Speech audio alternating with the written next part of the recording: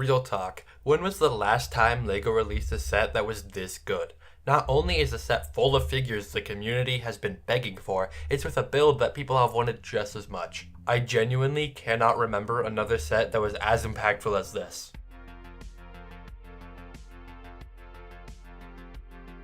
This has to be one of the best Clone Wars sets ever produced. It features the best looking ATTE build yet, a total of 5 clones, and a handful of droids as well as a brick-built spider droid.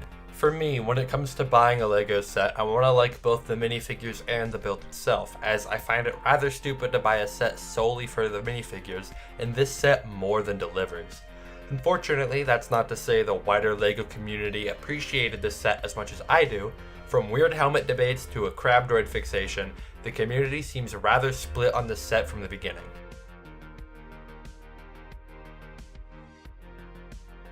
If I wasn't clear enough at the start, I absolutely love these minifigures. The Commander Cody minifigure is certainly worth the hype. Not only does he feature some amazing and unique printing on his torso, legs, and helmet, he also has a unique headpiece that more closely represents his character. This set also includes not 1, not 2, but 3 2/12 clones. The printing on these clones is very nice, and it's just fun that we get this many of them in the set. We also get a really nice clone gunner who has some really nice printing and I printed on shoulder pauldron, and I really like this figure and I think it's just a good inclusion. These clones were the first to feature the new helmet mold with the attachment holes on the top, and as you know, I really like this mold. Although Cody is the only one who's supposed to have any of these add-ons, the set includes an additional 3 visors and 4 rangefinders, that way you can really customize your clones. The figures also feature a much more worn look to their armor, which is a nice touch for such a small detail.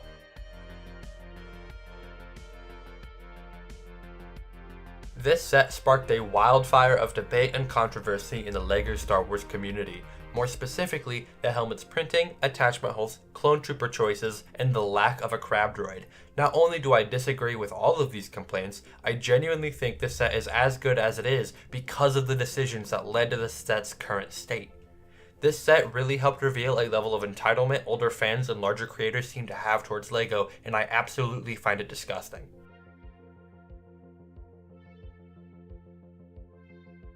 First off, we have the helmet's printing. I've seen a lot of people complain about the triangle printing on the top of the helmet.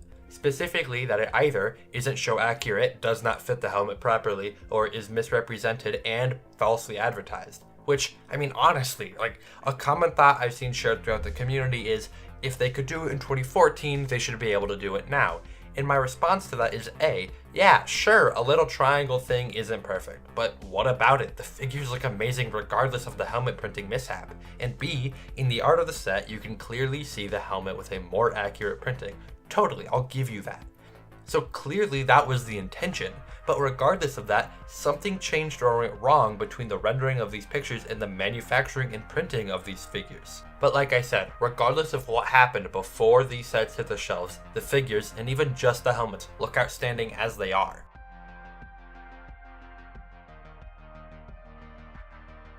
Next we have the attachment holes. A lot of people complain that the holes on the new mold look bad. A lot of people think they should have put one new mold in for Cody and left the rest with older molds, which I think is a very dumb idea.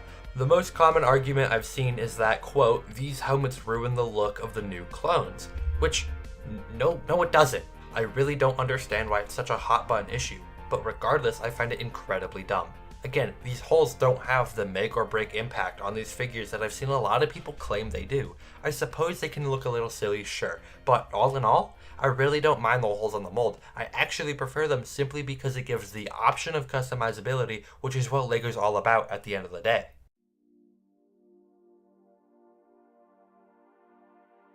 Another common complaint I've seen a lot has gotta be about the clone figure selection in the set. I mean, everyone loves the Cody fig and are generally happy about the 3 2/12 figs, but the common point of contention is the clone gunner. Many people think it's rather disappointing considering this clone was never shown in the scene this set is so clearly based off of, which, sure, I guess, this figure wasn't in the scene, but like, what's the big deal? The figure has some amazing printing and is just a rather fun addition to an overall good build. I just find it absolutely absurd that people are complaining about this one minifigure in particular. Don't get me wrong, I also would have appreciated an airborne trooper or two in his place, simply because these figures look really good and I want more for myself. But again, the Clone Gunner looks absolutely amazing and really doesn't impact my decision when buying this set.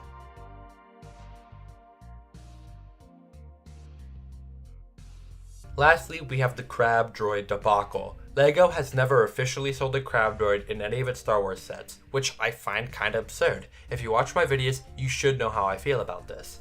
That being said, it certainly isn't something I need, just something I would like. But apparently, not everyone shares this attitude, which is the topic of this discussion. Some larger creators and older fans of Star Wars were quite upset due to the lack of a Crab Droid build in the set, claiming that in the scene this set is based on, or even in all of Episode 3 for that matter, there is not a single Dwarf Spider Droid, which is true. I mean, I could understand where these guys are coming from, to an extent that is.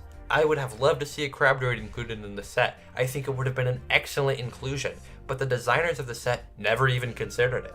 And as upsetting as that may be for some of you, that's simply the truth of the matter. There are plenty of amazing Crab Droid mocks available online that you can buy and build for yourself. It truly isn't that hard. That's a hint, guys. But that's all I have to say about these 4 topics, so let's move on to something more positive.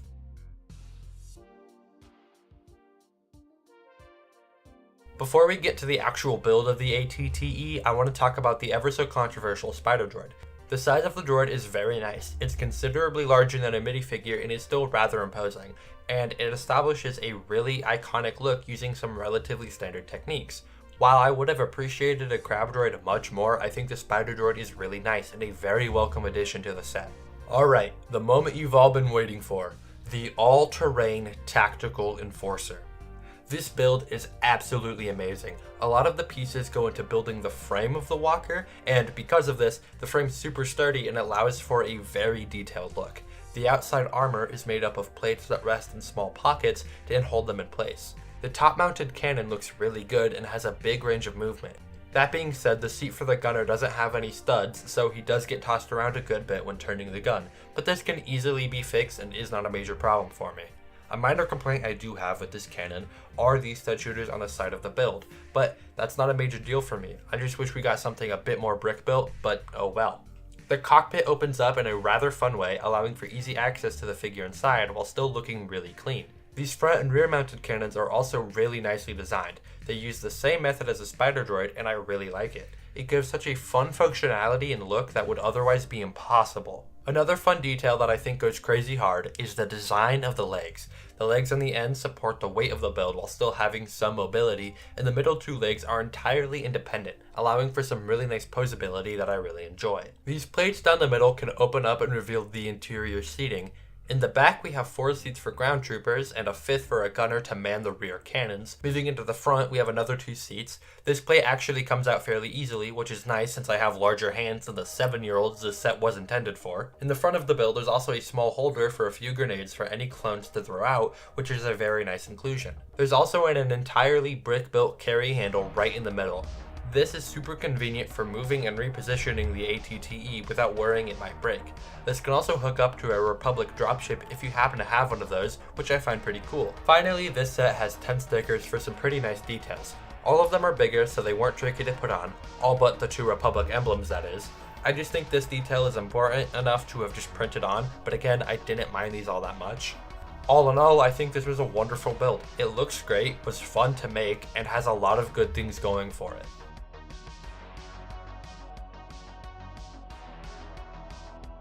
The ATTE retails for about $140 and comes with 186 pieces with 5 really good minifigures. Compare this to the Justifier, which sells for about $170 for 1,022 pieces and 5 okay-ish figures. The ATTE is just clearly the best value LEGO set available on the market right now, and I'm all for it. Growing up, I always loved the ATTEs, and I'm absolutely thrilled LEGO released an updated design. I was super excited to buy this set, and I'm really happy to own one for myself. This set stacks up nicely with other recent releases like the Republic tank and the AAT, which all look great next to this set. Something I do think worth noting is that if you put the clones in the different seats, it can feel a bit empty, but if you pair this with the 187th or the 501st sets, it evens out fairly nicely. While I really enjoyed the build, I do have some complaints. I wish we got an airborne trooper or 2 and a Crab Droid over the Spider Droid, but like I said earlier, these aren't deal breakers for me and I would highly recommend it. Okay, this video was an absolute beast to write and record. If you like this longer style video, please let me know. I very much enjoyed working on it. I'm still working on some other video ideas that aren't LEGO specific, but I don't plan on abandoning the LEGO videos anytime soon. I just might slow down a little bit moving forward. With that, I was looking at my analytics and I found out about 4% of my viewers are subscribed. So if you made it this far in the video, maybe consider subscribing. It's absolutely free and you can always change your mind later. That being said, I hope you enjoyed the video and thank you so much for watching. Bye!